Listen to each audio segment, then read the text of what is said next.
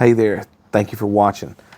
Today is the 1 year mark from my laminectomy and my emergency surgery where I had the infection from the stem cells, and life has been changed forever.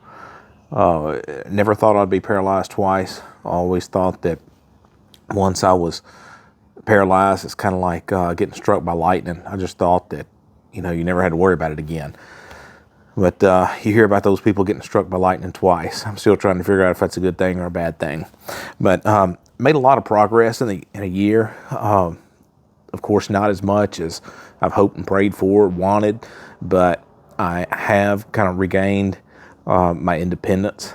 I know when I first got home from the hospital and rehab, I couldn't shower. I couldn't hardly walk, and I fell 2 days after being home, very unstable on my feet, and my left hand, I only had 1 pound of grip strength in it, and my right hand was just unusable.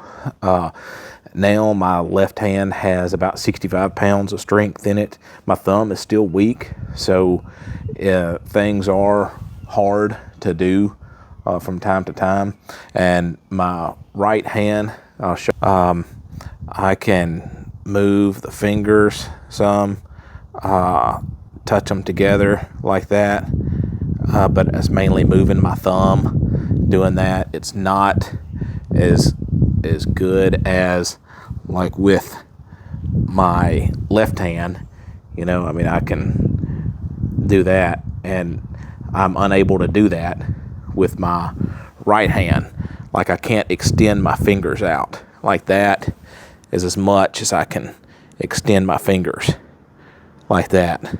So, but it is better than it was 3 months ago. So still just trying to do my own kind of therapy, and at home I'm using kettlebells and things to work on my forearm and grip strength. I have the therapy putty. I'm going to get stretched a couple of days a week, get massages for my back and my hand, and just trying to keep everything loose. And I'm driving again. I got a Tesla after I got home and started driving, because that helped me with the assisted driving.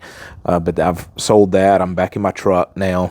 I will walk around the house in short distances without a crutch, but for the most part, I use a crutch.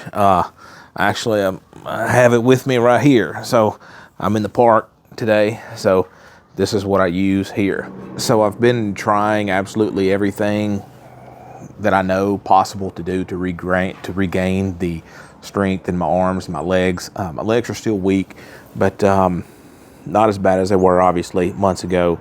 I'm doing squats and leg lifts and things like that to try to help. I'll lay on the floor, try to get up by myself, like without using anything to help me up. And I've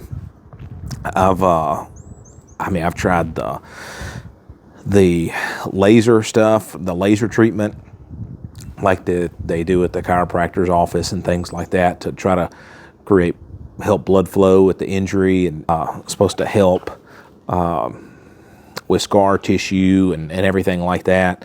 I've tried dry needling, and then I even went to another stem cell place, but it's here in the U.S., where they actually use my own stem cells, and they send them to a lab in Florida to grow them. It takes about 6 weeks, and then they re-inject them. They do inject them in my spine again, but it's a little bit different, and their procedures are different than what they did in Mexico. One, they don't use the anti-injection medication. The doctor said that's probably what caused my infection last time, because it just bottoms out your immune system. And I got 2 of those in the same week. And another thing, he said, before they do the injection, a few days prior, they actually start me on an antibiotic to help prevent anything like that. And they're local. They're just 30 minutes from my house. So if there's any issues, I can actually follow up. And I told him that I think that if I were to stay in Mexico for a week or two after my stem cell injections, then when I had the fever and had all that and actually had follow-up face-to-face, I think it could have been prevented. It's just sad that I had to go out of the country to get it, and we'll just never know.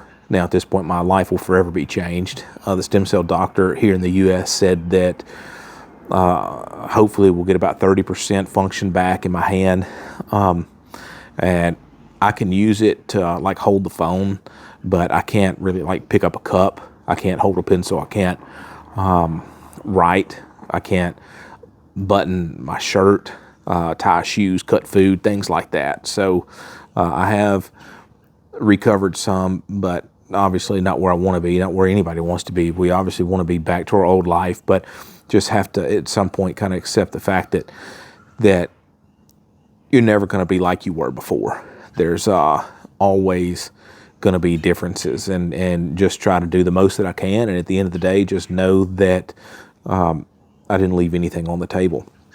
So I'm going to continue to document and update the procedures, because I'm about 95% sure I'm going to go ahead and get this other stem cell injection, and I'm going to try it, because I don't want to live the rest of my life thinking, what if I did get that, and how much better would I have been now? Looking down the road 20 years or something. So I plan on starting that here in the next 2 or 3 weeks or so.